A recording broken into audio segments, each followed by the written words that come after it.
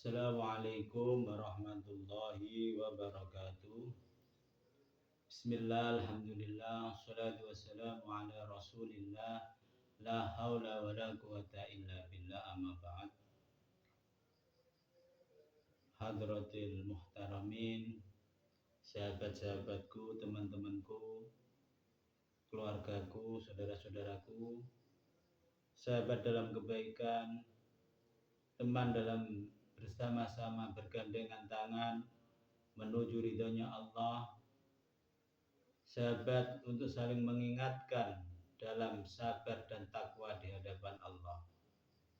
Alhamdulillah, di malam yang ke-10 Ramadan kali ini kita masih diberi kesempatan oleh Allah untuk senantiasa meneruskan ta'lim kita, meneruskan kajian kita. Semoga dengan keistiqomahan kita ini Allah memberikan ridho kepada kita semua. Amin.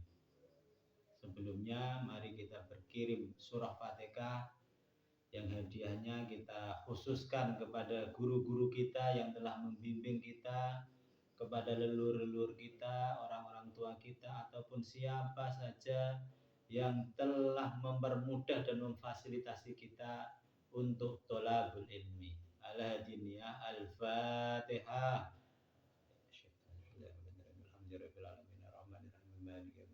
Iya kan, suratul mustaqim, suratul ladzina an'amta 'alaihim ghairil maghdubi 'alaihim waladdallin. Ighfirli wa liwalidayya wa lil mu'minina amin. Alhamdulillah, kemarin Imam Ghazali mengajak kita untuk membahas tentang bangun tidur atau membangunkan jiwanya kita, raganya kita dari kebodohan dan kebatilan.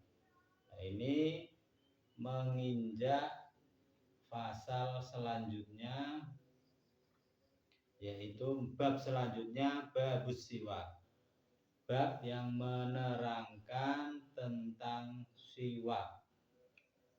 Jadi siwak itu apa? Nah, ini siwak itu bahasa Arab ya.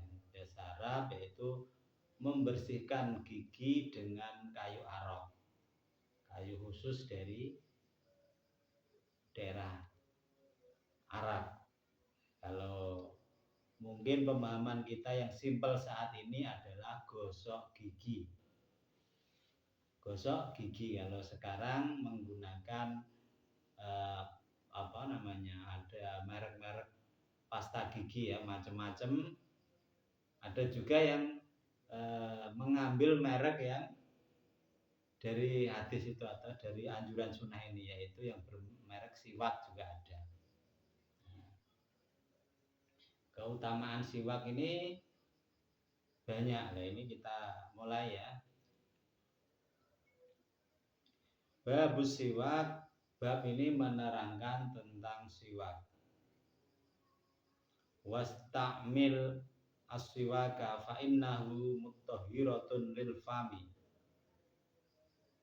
Gunakanlah siwak, karena sesungguhnya bersiwak itu bisa mensucikan mulut. Nah, yang pertama ditinjau dari kesehatan mulut. Jadi bersiwak itu yang pertama bisa mensucikan mulut kita. Itu kaidah yang pertama dari bersiwak. Karena apa? Ini mulut itu mempunyai fungsi yang dominan dalam kehidupan kita, dalam kita menggunakan bahasa, menggunakan isyarat untuk berkomunikasi dengan sesama manusia ataupun dengan makhluk-makhluk yang lain. Itu yang pertama juga menggunakan mulut. Nah, yang ada lagi yang lebih utama, yaitu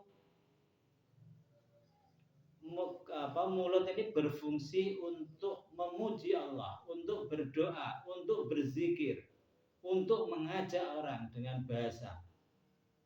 Itu diantara kenapa mulut kita itu harus kita bersihkan dengan cara bersiwak. Maka pakailah siwak, karena siwak mampu membersihkan mulut. Itu yang pertama. Nah, beda dengan kita menggosok gigi. Kalau menggosok gigi itu tagline-nya apa? Membersihkan gigi, merawat gigi. Ya, ini beda. Makanya iklan-iklan sikat gigi itu semuanya berhubungan dengan gigi. Tapi kalau bersiwak, ini lebih apa? Itu mulut. Mensucikan, membersihkan mulut. Ya, karena mulut ini jangkauannya luas nanti. Ya, di samping secara medis, mulut ini ada lidah, ada air liur kita, ada apa? Sampai menuju ke tenggorokan itu mulut. Bahkan bibir kita ini juga masih kategori bagian dari mulut. Gigi juga bagian dari mulut. Nah, ini makanya bersiwak dan bersikat gigi itu sepertinya sama tapi beda. Nah, kalau gigi apa? Itu ya paling sikat gigi itu paling kebersihan, kesehatan gigi dan gusi itu kan saja. Tidak ada bagaimana itu bagian yang lain di mulut itu tidak sampai situ. Tapi kalau bersiwak, walaupun itu tradisional, itu merupakan sunnah Rasulullah dan merupakan tradisi orang-orang sebelum Rasulullah itu juga membiasakan bersiwak. Ya mungkin zaman dulu belum ada ya pasta gigi merek-merek itu belum ada. Tapi memang kebiasaan orang Arab itu malah kemana-mana itu membawa siwak untuk membersihkan mulutnya. Karena bedanya apa? Ya, dalam siwak itu banyak sekali. Di dalam kayu arok itu, nah itu banyak ada enzim-enzim yang bisa menetralisir mulut kita dari bakteri-bakteri, membunuh bakteri-bakteri yang membahayakan mulut kita, dan yang bisa menimbulkan bau tidak sedap itu secara medis saja. Kemudian dengan bersiwak itu juga melancarkan cara kita bertutur, cara kita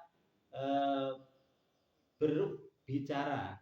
Itu juga ada fadilah dari bersiwak itu untuk itu. Terutama mulut yang kita gunakan untuk membaca Al-Quran, untuk melantunkan zikir, untuk senantiasa mengajak kepada kebaikan. Ini cakupannya luas ya, ini masalah siwak. Ya, terus wa mardhatun lirabbi. Kemudian di samping untuk mensucikan, membersihkan mulut kita, nah ini juga untuk mensucikan mendapatkan ridhonya Allah. Kita bersiwak itu tujuannya apa? Ibadah, mencari ridhonya Allah. Wa tahhir zahiraka wa batinika andanasil asaati. Dengan bersiwak itu kita bisa membersihkan, mensucikan zahir dan batin kita. Zahir berupa mulut dan batin berupa ruhaniyah kita, hati kita, dari kotoran-kotoran najis keburukan. Nah, ini masih berupa dimensi ruhaniyah dan juga dimensi dohiriyah kita. Bisa membersihkan noda-noda kotoran-kotoran di hati.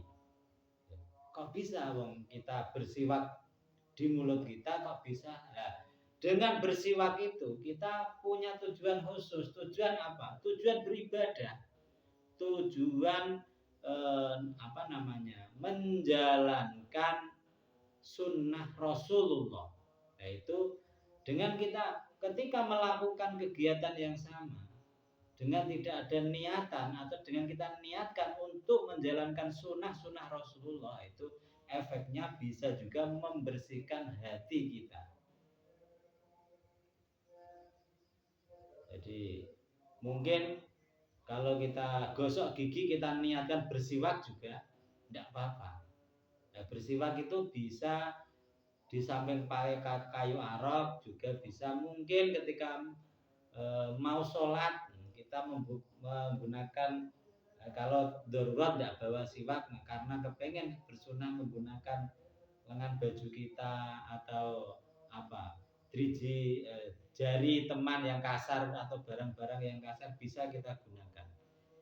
Dari sajadah kita yang itu bisa kita gunakan karena dasarnya kita menjalankan sunnah Rasulullah itu bersiwak. Atau ketika kita bergosok gigi pakai pasta gigi atau kita niatkan di situ bersiwak juga tidak apa-apa. Kita mendapatkan keutamaan atau fadilah dari bersiwak. Tapi bersiwak itu yang utama ya, sesuai sunnah itu pakai kayu arok.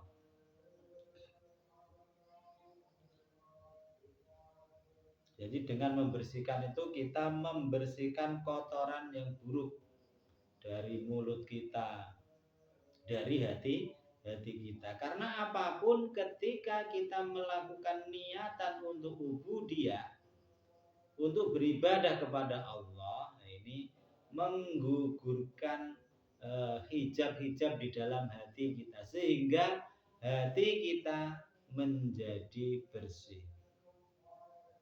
Wahlis a'malaka angka diri riya wal ujub.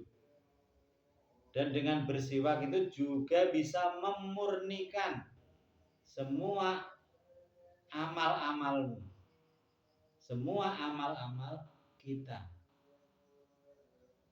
terbebas dari kotoran riya dan juga ujub. Kemarin itu ada riya, ada ujub. Riya itu pamer atau apa ya. Kalau ujub dia heran atau terkagum-kagum dengan kebaikannya sendiri. Itu dengan bersiwak itu bisa amal-amal kita ini loh. Pekerjaan-pekerjaan ibadah-ibadah kita, apapun yang kita lakukan itu menjadi bisa murni. Karena apa? Ya karena kita barengi dengan niatan yang baik. Jadi ketika kita melakukan kebaikan, kita barengi dengan kebaikan. Yang kebaikan itu semuanya dimulai dari niat. Makanya kayaknya sepele. Kita kalau tidak kita niati ya jadi rutinitas saja. Ketika kita habis mandi pagi kita bersiwak ya kan jadi rutinan biasa. Jadi aktivitas biasa. Tapi ketika kita niati gosok gigi itu diniati untuk bersiwak karena itu merupakan bagian dari sunnah Rasul. Makanya dalam sebuah hadis ya itu ya. Ketika kurang lebih artinya seandainya Rasulullah itu tidak memberatkan pada umatnya, niscaya akan mewajibkan bersiwak. Siwak itu kalau tidak takut Rasulullah itu karena sayangnya kepada kita, sehingga takut bahwa siwak itu nanti dihukumi wajib, itu makanya Rasulullah hanya mengambil hukum sunnah, mengajarkan kita sebagai sunnah. Sangat pentingnya kita bersiwak itu sehingga ibadah-ibadah, amalia ibadah kita, sholat kita yang dengan bersiwak dan tidak bersiwak, yaitu nilainya, kadar nilainya atau kalau bahasanya pahalanya itu berlipat-lipat. Nah, ini urusan nanti ketika dibahas fadilah-fadilah amal ya, kebaikan-kebaikan amal. Tapi secara garis besar, ya itulah. Dengan bersiwak itu kita itu bisa memurnikan semua amal-amal kita dari kotoran riak dan juga ujub. Wa ajil qalbaka bisofi dzikrihi. Nah, kemudian dengan bersiwak juga bisa membersihkan hati ketika hati diajak berzikir, menerangi hati kita ketika hati kita berzikir itu lebih terang, cahayanya lebih terang. Wada angka mala yang fauka bal yaduruka. Tinggalkanlah untukmu sesuatu yang tidak ada manfaatnya dan yang membahayakan, apalagi membahayakan. Jadi tinggalkanlah sesuatu yang membahayakan itu sesuai dengan kaidah-kaidah semua budaya ya, semua agama itu juga memerintahkan untuk kita tidak melakukan sesuatu yang tidak ada manfaatnya. Makanya dengan bersiwak itu yang terpenting apa? Di samping bersiwak ragawi kita hanya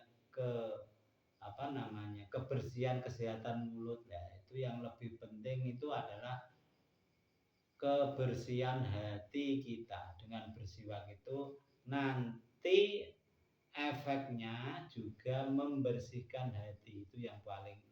Ketika hati ini Pak, di dinding hati kita yang banyak kotoran dosa, yang banyak hijab-hijab itu, ketika kita ajak kita bersiwak, dan ketika kita bersiwak kemudian melantunkan zikir, melantunkan mengingat kepada Allah, membaca Al-Quran atau melakukan ibadah-ibadah yang lain, itu hijab kotoran-kotoran dalam dinding hati kita itu akan rontok kotorannya. Sehingga ketika Imam Ghazali mengibaratkan hati kita seperti cermin. Cermin itu kalau banyak kotorannya pasti tidak bisa memantulkan cahaya. Itu cermin. Makanya ketika hati kita itu cermin yang buat kita berkaca, ketika kotorannya banyak, debunya banyak, itu niscaya tidak bisa memantulkan bentuk asli kita secara sempurna. Nah, ketika cermin itu bersih, rajin kita bersihkan dengan zikir, dengan apa, nah itu seperti cermin itu kita cuci, kita lap, kita bersihkan, sehingga bisa memantulkan wujud asli kita secara sempurna. Sebagaimana ketika dinding hati kita yang penuh kotoran itu, yang terhijab oleh kotoran-kotoran yang ditimbulkan, kotoran itu dari kemaksiatan-kemaksiatan kita, ketika kita bersihkan dengan ibadah, dengan zikrullah, itu bisa memantulkan nur dari dalam hati kita. Yang nur itu merupakan bentuk terdalam kita, bagaimana hati kita yang senantiasa ingin dekat dengan Allah, ingin selalu memandang Allah, itu bisa kita akses nur itu karena beningnya hati kita, beningnya hati yang ibarat kaca itu, sehingga memancar ke jiwa kita, penuh kedamaian, kepikiran kita penuh, tidak banyak dibebani masalah-masalah yang tidak penting dan terasa ringan hidup kita, karena kita tidak mempunyai perasaan kemelekatan yang terlalu kepada dunia. Sehingga yang ada di pikiran kita sesuai yang ada di hati kita. Pikiran mau mengikuti kata hati untuk mendekat kepada Allah. Nah, kemudian ketika dari hati, pikiran, jiwa kita selaras, nah ini bisa kita lihat dari gerak ragawi kita. Perintah dari otak kita untuk tubuh kita, raga kita untuk bergerak melakukan ibadah-ibadah, itu terasa ringan. Kita mau pergi taklim ngaji, mau melakukan ibadah-ibadah itu rasanya seperti ringan, tidak terbebani. Beda cerita kalau hati kita itu banyak kotoran karena maksiat-maksiat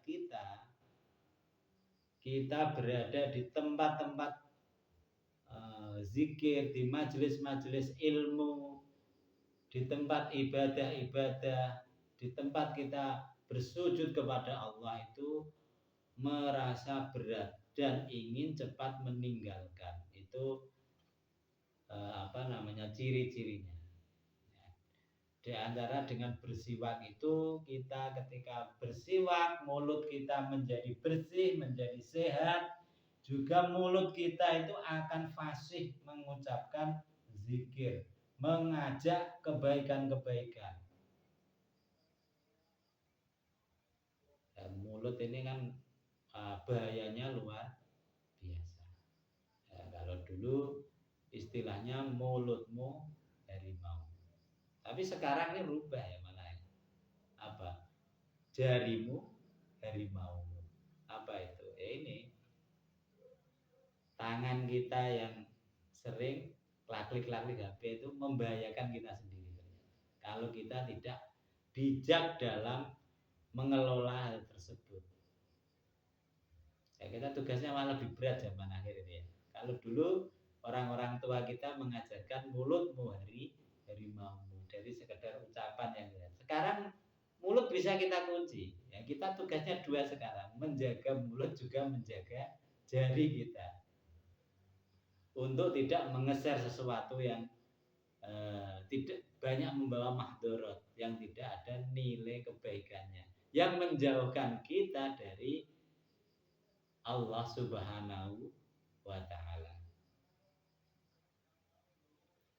Makanya tadi yang terakhir kan angka mala yang fa'uka bal yadurruka, suruh kita meninggalkan yang tidak ada manfaat. Ketika kita mengeser sesuatu yang tidak bermanfaat, itu tinggalkan saja.